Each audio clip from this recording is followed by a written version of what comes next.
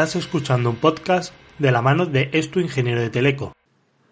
Hola, ¿qué tal, amigas y amigos de las ondas? En el podcast del día de hoy vamos a hablar sobre una técnica en la cual nos pueden hacer a cada uno de nosotros y cuando nos demos cuenta pues que sea demasiado tarde. Esta técnica se llama SIM swapping, que en lo que se traduce al español es el intercambio de SIM. Pero ¿en qué consiste esto y cuáles son los procedimientos que podemos hacer para que una vez que nos lo hayan hecho pues podamos en cierta medida solucionarlo rápidamente y que no llegue más? Bueno, pues todo comienza cuando un día de la noche a la mañana, en cuestión de minutos, perdemos la cobertura. Perdemos la cobertura de nuestro teléfono y lo más común es que pensemos que bueno, en algún momento determinado ha habido un problema, nos hemos alejado demasiado de la antena y hemos perdido cobertura en un determinado sitio, pero vemos que el problema sigue constante, es decir, que no cambia en una hora o en una hora y media. En ese momento ya nos empezamos un poco a mosquear y es cuando llamamos a la operadora y le decimos que no tenemos línea, que de un momento a otro hemos perdido la línea. En ese momento la operadora nos dice que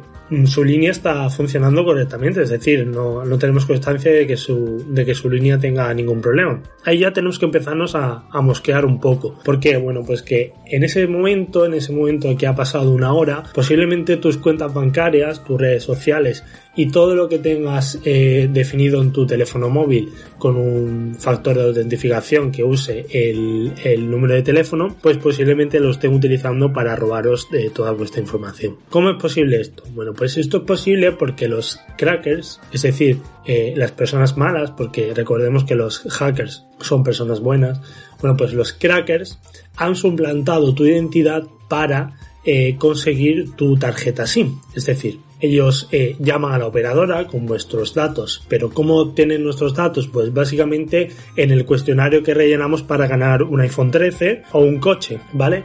Ahí damos todo tipo de información como nombre, DNI, calle y todo eso pues realmente no va a ningún sitio, sino que se vende en internet porque nuestros datos en internet valen muy, pero que muy caros. Bueno, pues una vez que han obtenido esa información, que no quiere decir que hayas hecho un cuestionario, sino también lo pueden hacer por ingeniería social, que la ingeniería social se basa en obtener información de perfiles de redes sociales donde mucha gente pone su nombre completo, sube fotos sobre dónde vive, etcétera, ¿no?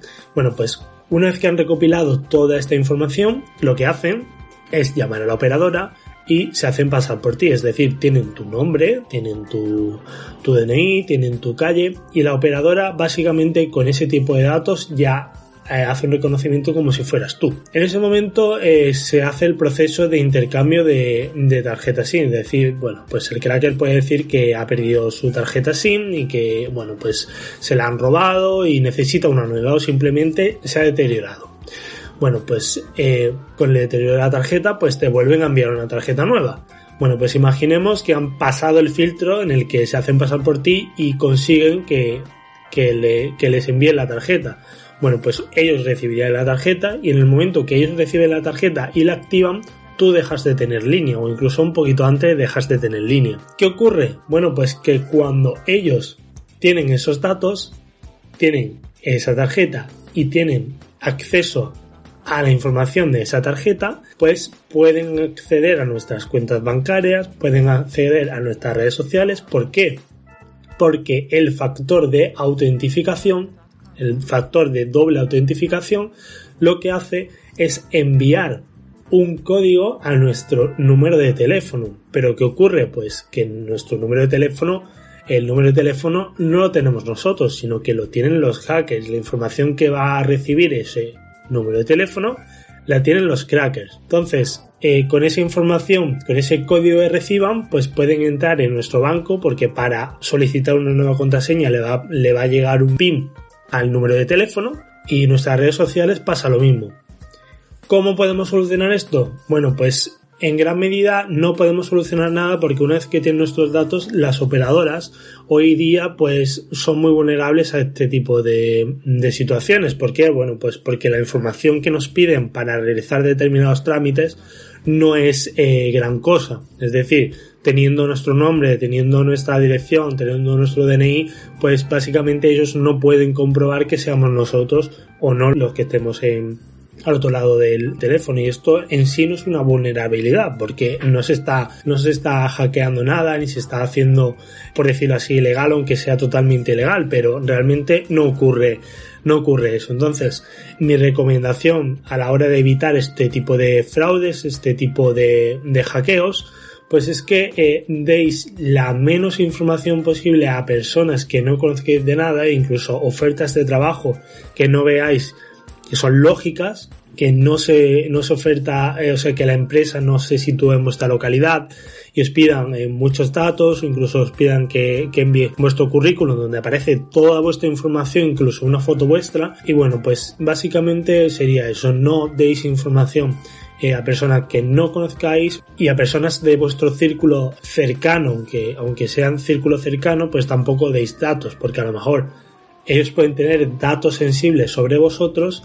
Los crackers pueden entrar a esos perfiles, a esas personas, y buscar pues en su círculo cercano y encontrarte a ti. Realmente no buscan personas específicas, es decir, los crackers lo único que buscan es ese acceso, ¿no? Aunque después ellos reciban la SIM, entren en una cuenta bancaria o entren en una red social y no encuentren información, pues no ocurre nada. Eso es igual que ocurre con el spam, ¿no? Cuando recibimos correos de bancos que no tenemos y nos dicen que nuestras credenciales han caducado o han intentado acceder a nuestra cuenta, bueno, pues ellos lanzan miles de ataques, lanzan miles de situaciones, y bueno, pues algunas de esas miles de situaciones, pues posiblemente en algunas de ellas acabará pasando lo que ellos quieren que pase, ¿no? Que es el intentar acceder a tus datos y a tu información. Así que nada, eso ha sido todo por el podcast del día de hoy. En el próximo día vamos a hablar sobre cómo funciona el teléfono móvil y cuáles son los mecanismos por los cuales nosotros podemos realizar una llamada.